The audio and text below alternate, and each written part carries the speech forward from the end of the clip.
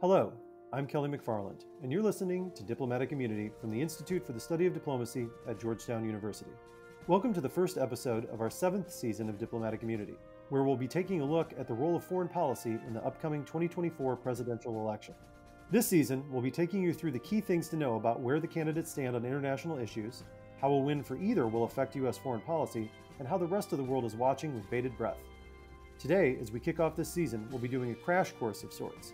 We talked to Columbia University's Elizabeth Saunders about how Americans do and don't consider foreign policy in their election decision-making, as well as how international affairs has historically played out in presidential contests. In today's polarized electoral landscape, how do voters think of issues like Ukraine, Gaza, and China when casting their ballot? We'll get insights into these questions and more. Welcome to Diplomatic Immunity. My friends, I want to talk to you today very simply about government. I also believe that events in Iraq have reminded America of the need to use diplomacy. This is not a time to undercut our diplomats.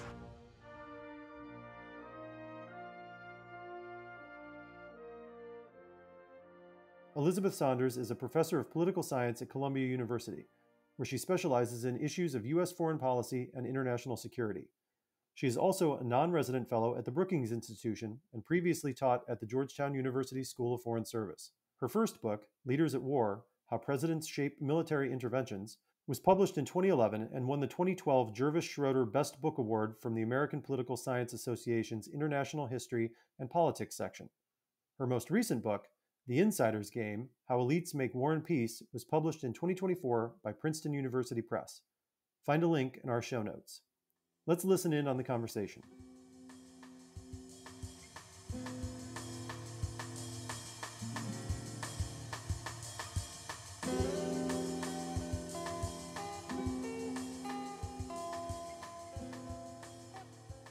All right, welcome guys. I'm excited to have Elizabeth Saunders joining us today to talk about U.S. presidential elections and foreign policy. So Elizabeth, welcome and thanks for coming. Thanks for having me. It's a pleasure to be here.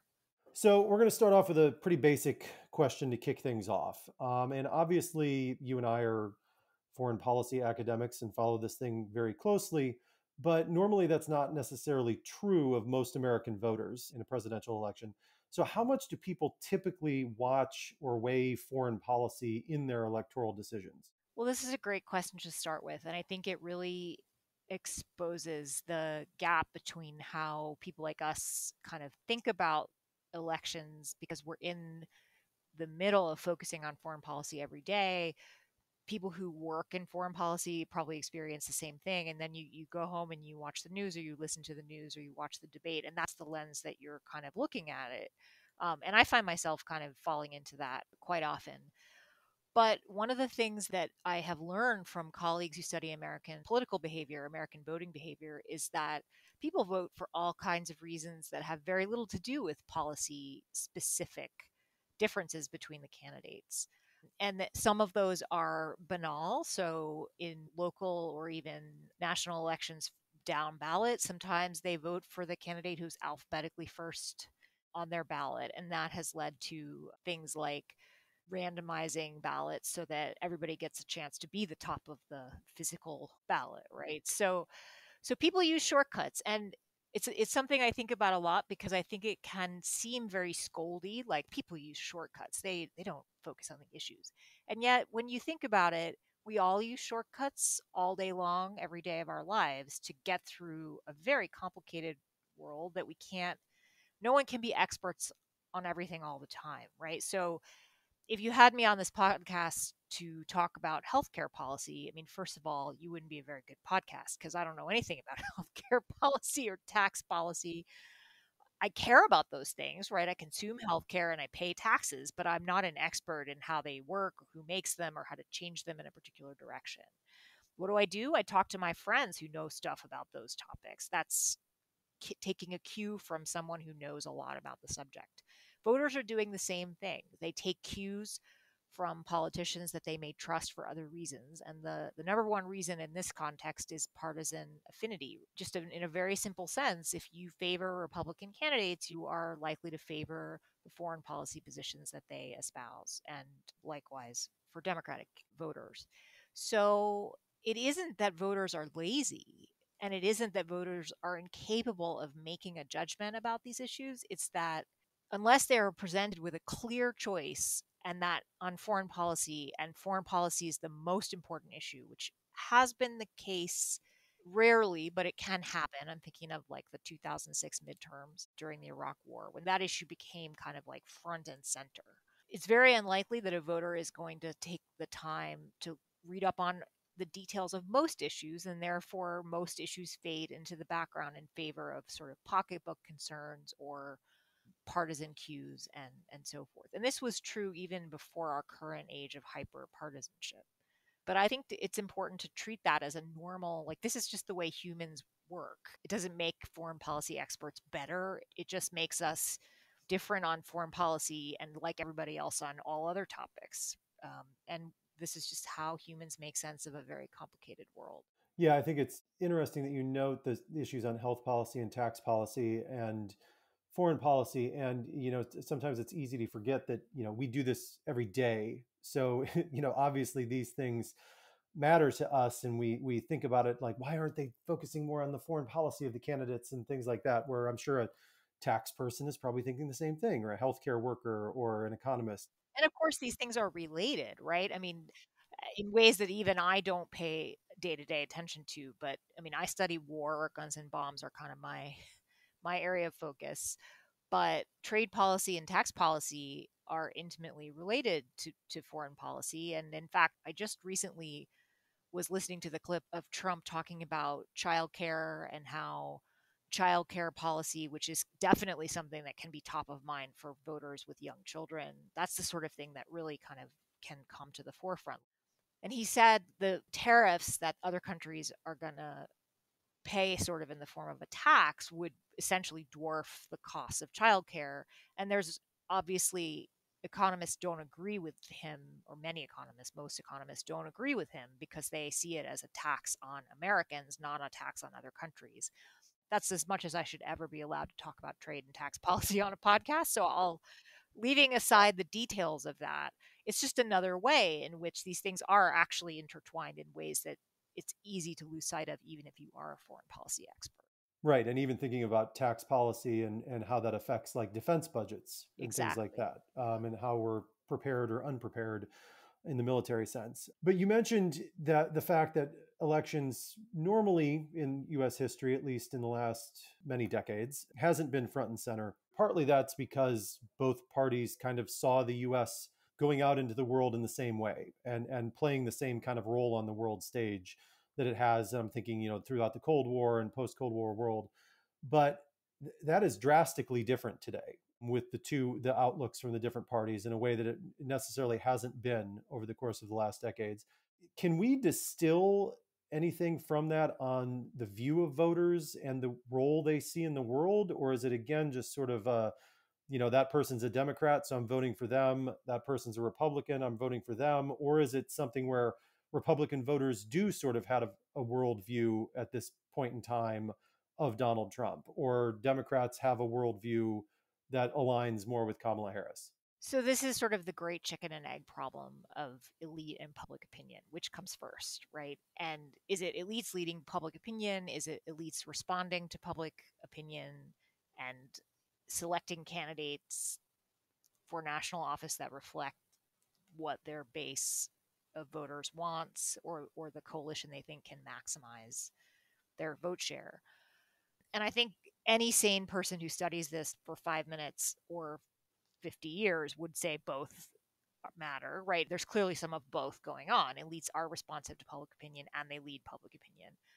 But I would say that at least my reading of this scholarship and the sort of the historical record suggests that the balance is tipped in favor of elites leading public opinion. And so what does that mean for your question?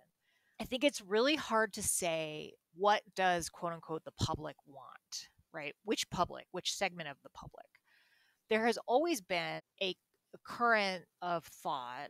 It's not always been associated with Republicans, but it often has been associated with the Republican Party, of sort of isolationist, America first, don't get so involved in the world. Although America first really goes back to Woodrow Wilson, who was a Democrat. So the Republican Party has had this undercurrent that has popped up and been important to national politics. So think about Ross Perot or Pat Buchanan, who shocked George H.W. Bush in the New Hampshire primary in 1992, going all the way back to Robert Taft, who in the early 1950s represented that kind of small government, isolationist conservatism.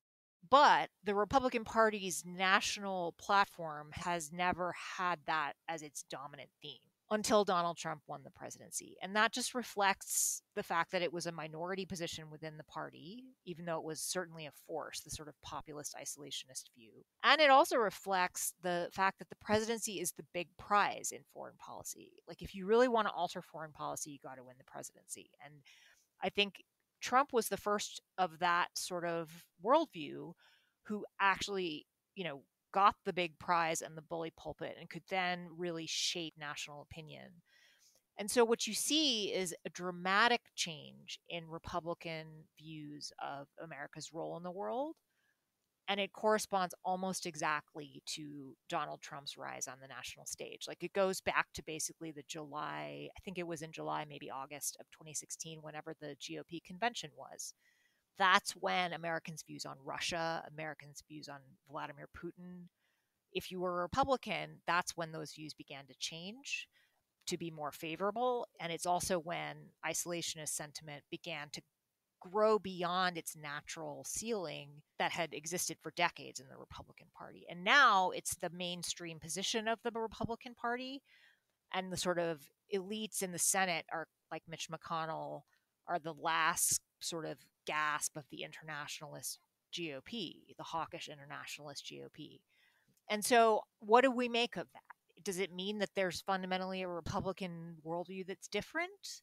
I don't know. I think the party elected a populist for the first time, and that may have reflected a portion of its. I mean, it's not that those people don't matter to the Republican electoral process. It's its own internal process of deciding who to choose. But there can be no denying that it wasn't a majority viewpoint within the Republican Party. Trump has made it that way. So to me, the really interesting question is, after Trump, if you got somebody like Nikki Haley, who hails from the more traditional conservative internationalist wing, could that kind of leader of the GOP sort of snap the GOP back, like snap back to the previous position? It strikes me as entirely plausible that that will happen, and then we'll go back to an internationalist consensus. And it's not so much that that's a right position or a wrong position on the merits, but I think it just reflects this question of whether this is truly an upswell of Republicans finally saying what they really thought all along, or kind of following a politician that they like for other reasons, and then if the next politician can kind of move the party back to its natural position. So I don't really know if we can talk about a true worldview either in a time of consensus or in this time where you really do have a very stark divide between Republicans. Yeah, and it's interesting that you mentioned the populism on the Trump side too, and those things often go hand in hand. The sort of more isolationist viewpoint and populist viewpoints as well. There's also some pushback on the left on viewing America's role in the world for different reasons. Do you see that as less of a driver, and the left still and the Democratic Party still being more of the internationalist viewpoint? Well, I think what's interesting is now the Democratic Party has become the party, at least among its establishment political leaders who control the White House and the Senate, and so forth, as the party of hawkish internationalism in a way, right? They are the ones who are leading the charge on Ukraine, and of course McConnell and his allies in the Senate have supported that, and on that front, the Senate and the White House are united in a bipartisan way. It's really more the House GOP, or at least the House GOP leadership, that's splitting off. But I think the Democratic Party has become more vocally internationalist, in part as a reaction. They are the vehicle through which the internationalist position can be channeled. And so that's made their position on these questions more salient. And that provokes a natural response, because the Democratic Party has always been traditionally a coalition party, big tent party, that contains a lot of different positions on many different dimensions, not just foreign policy. And so it's natural and healthy for a party to have intra-party divisions on policy and policy debates. So I don't find it surprising that there's debate on the left or inside the Democratic Party. Almost more surprising is how dominant the Trump position has become in the GOP on the issue that is really one they quote unquote have owned. Even in the era of kind of consensus about America's role in the world, the GOP would say our candidate is tougher. So the idea that they would shift so far away so quickly on that, these are not symmetric debates that are happening, right? This isn't like, oh, well, we're polarized and both sides are having, their fringe or, extreme positions. It's really been a sea change in the Republican Party and some expanded debate on the Democratic Party. Those are not equivalent.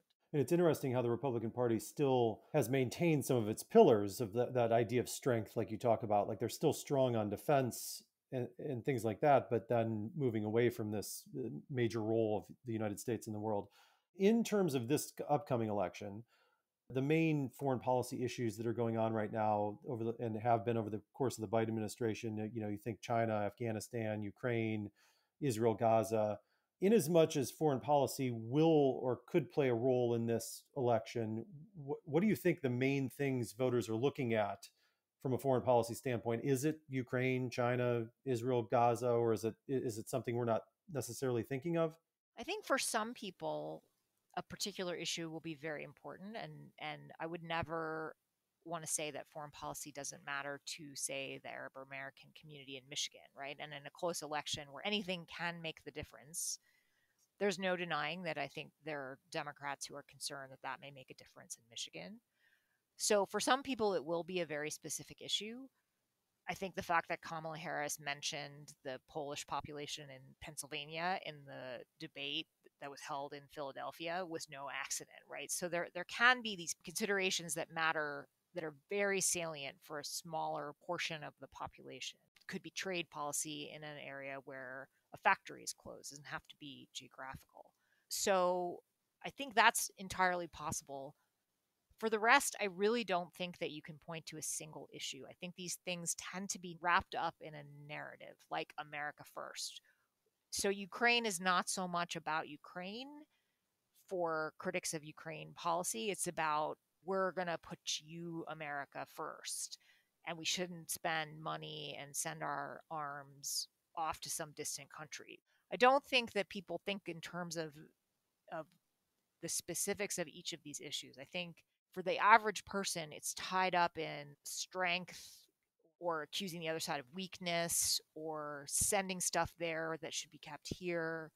And there have been obviously lots of efforts to focus in on, well, that's not really true that the money all goes abroad. There was actually an interesting data collection effort at the American Enterprise Institute, which is traditionally conservative, but internationalist in orientation, and they put together some data showing that aid to Ukraine actually benefits the American economy because the money gets spent at home. But those kinds of details are not what are entering into sort of the average voter who doesn't have a particular stake in a particular conflict. It's all wrapped up in narratives about candidates. And so it's far more kind of generic and amorphous.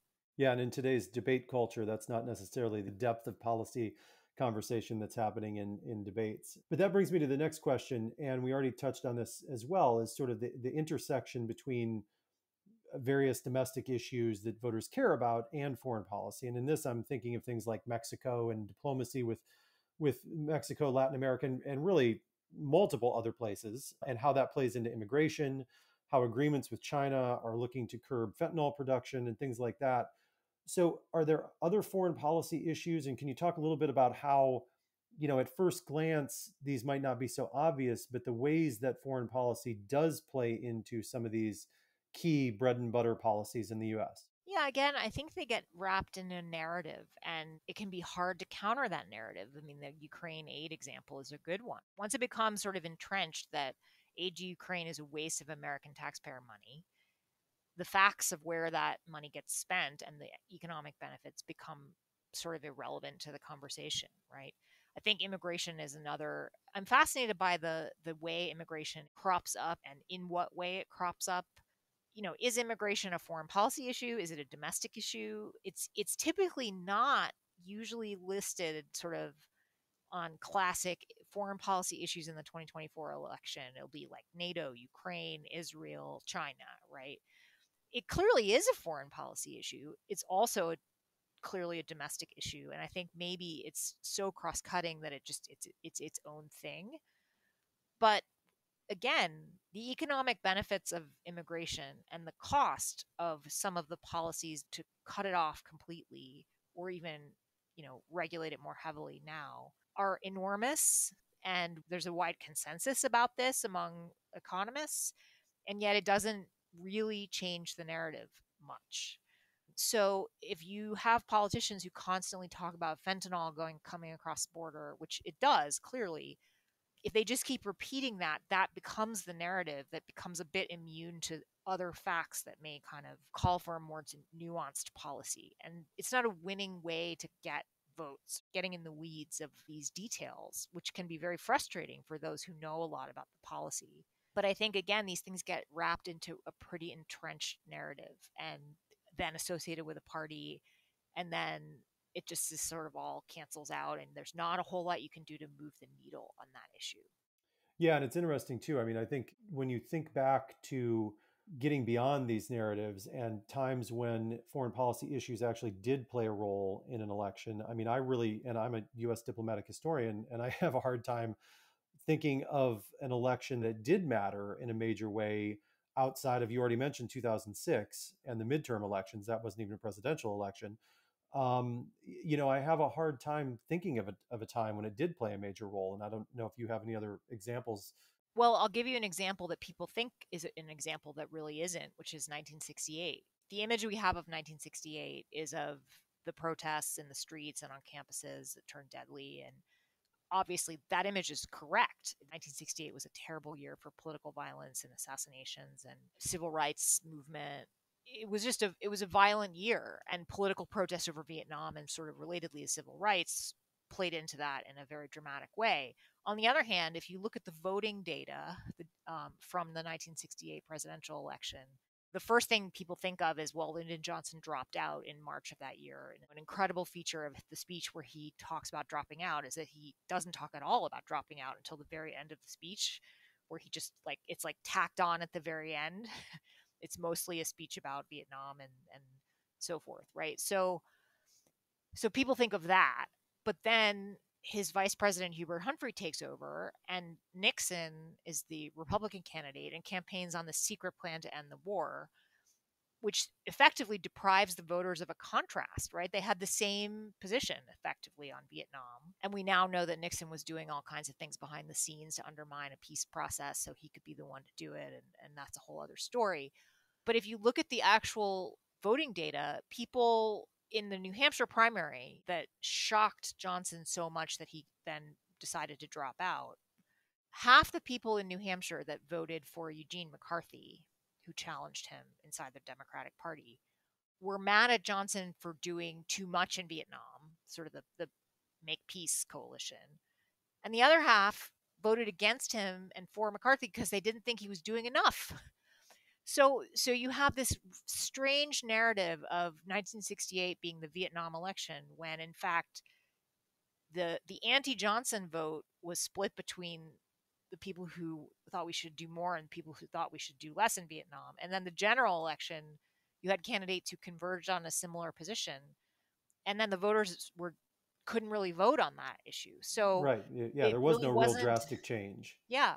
And then Nixon gets elected, and there's no constraint on him anymore, and he's able to do, what we now know he did, which is really quite different from what Humphrey would have done. So politicians are strategic, right? And it's no accident that the Biden-Harris administration has essentially shut down the border, which does deprive that issue of some of its oxygen.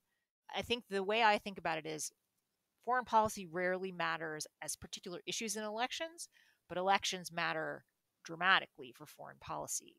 So just because the candidates appear to have converged on policy solutions does not mean they are the same, doesn't mean there's a cabal of people kind of with groupthink who all choose the same policy. I don't think the Harris approach and the Trump approach to immigration, if they were to win, would be similar at all. Just like I don't think their approach to NATO would be similar, or many other things where they can appear sometimes, not on NATO, but sometimes to have very similar policies. Well, we'll have to wait until November 5th to truly see if exit polling shows any movement of the needle due to Probably foreign have to wait policy till reasons. long Well, after yeah. November 5th, Yeah. unfortunately. Yeah, to find out who the president is, let alone Yeah. get exit polling back. But yeah, it'll be interesting to see if we see strange numbers coming out of places in Michigan that would have normally voted Democratic, or to see if Israel Gaza plays a role, or what have you. So, well, listen, this has been very enlightening, and we thank you for joining us today. It's been my pleasure. Thanks for having me. Thanks again to Elizabeth for her time and thoughts, and thank you for listening to this episode of Diplomatic Immunity. This episode was produced by Freddie Mallinson and Jarrett Dang. Thank you to the Carnegie Corporation of New York for their support for this podcast. Be sure to check out any episodes you may have missed via our website. Please rate, review, and follow this podcast wherever you listen, and tell your friends and colleagues to come find us on Apple Podcasts, Spotify, or anywhere else they listen. Follow us on Twitter @GU Diplomacy and visit our website, isd.georgetown.edu, to learn more about our work. I'm Kelly McFarland. Until we meet again.